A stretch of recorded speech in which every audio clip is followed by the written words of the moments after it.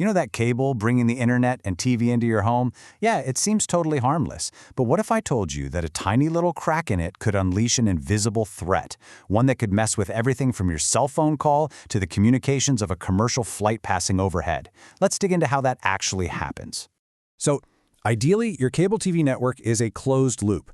It's designed to be this perfectly shielded, self-contained system. The entire point of that big, thick coaxial cable is to lock all those internet and TV signals inside, and just as importantly, to keep all the random radio noise from the outside out. Think of it like a perfectly isolated superhighway for data. But we don't live in a perfect world. Across millions and millions of miles of cable, things, they break. The shielding gets damaged, it cracks open, and when it does, those signals escape. And that leads us to the big question. Right. This gets us to the heart of the problem, signal leakage.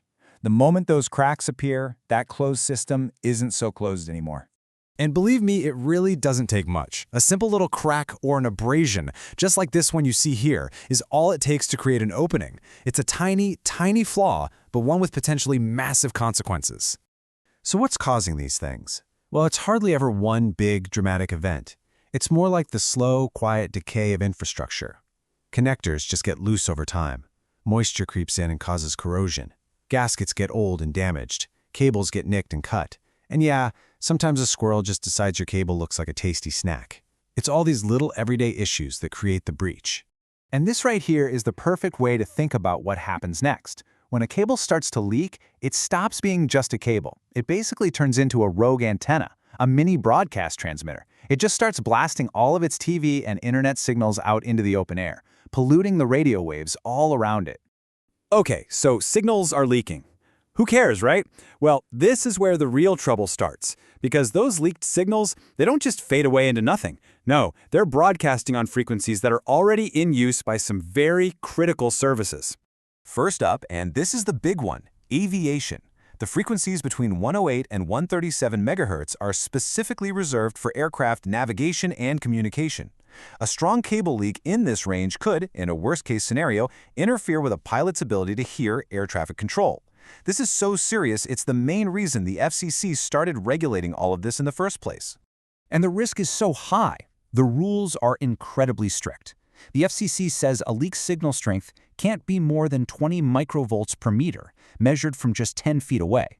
Now, to put that in perspective, that is an insanely small amount of energy. It's like trying to detect a whisper from across a library. But when you're talking about aircraft safety, there is absolutely zero room for error. And it's not just about the planes up in the sky either. This interference is a major problem right here on the ground.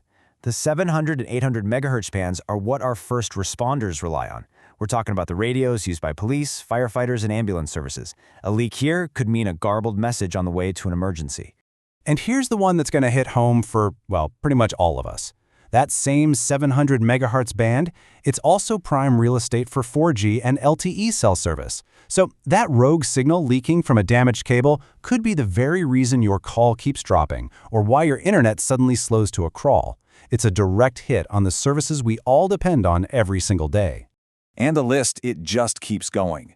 Because cable systems use such a huge range of frequencies, these leaks can cause problems all over the place. Jamming your favorite FM radio station, disrupting ham radio operators, and creating a bunch of static for anyone who enjoys listening to scanners. It really is a widespread problem. So, for years and years, the entire industry was focused on that critical aviation band. And the thinking was pretty simple. If you fix the leaks there, you've probably fixed them everywhere else, right? But as our world changed and we started using the airwaves differently, we found out that assumption was dangerously wrong. And this quote is the crucial turning point. Technicians out in the field started noticing something really weird. A cable network could look totally clean in those lower aviation frequencies, but be leaking like a sieve in the higher frequencies. The old way of testing was completely missing these new, very modern problems. This slide breaks it down perfectly. The old way, the legacy focus, was all about protecting that lower frequency VHF band from old-school analog TV leaks. But today, the real threat is way up in the UHF bands, where modern digital cable signals are clashing directly with our LTE and public safety networks. We're fighting a completely different battle now. Okay, just take a look at this spectrum analyzer. This right here is the smoking gun. On the left, see all those spikes? Those are signals literally leaking out of a cable. And on the right, you can see exactly what they're stomping on: active Verizon LTE and public safety channels. This is hard proof that a network that passes an old-school test can still be causing serious, harmful interference today. So, with all these new, kind of sneaky threats popping up, how in the world do we fight back? Well, the answer is a system of constant, mandated vigilance. The hunt for these leaks, it literally never stops. And trust me, the motivation to keep hunting is pretty strong. The FCC does not mess around with this stuff. Cable operators who don't control their leakage are looking at some very serious consequences. We're talking massive fines, and in the most extreme cases, being ordered to shut down parts of their system until it's fixed. The FCC's rules have created this relentless cycle of diligence. It starts with monitoring. Every operator has to patrol 100% of their network every single quarter. Then they have to log every single significant leak they find. After that, they have to repair those leaks quickly. And finally, the whole process gets checked with a huge annual audit, either from the ground or from an airplane, to get a complete picture of the network's health. It's a non-stop process, year in, year out. So what's the big takeaway from all this? Well, our radio spectrum is this finite, invisible, and incredibly crowded resource.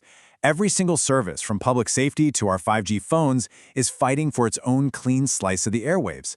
And that quiet little cable running into your house, it's a potential polluter in this super delicate ecosystem.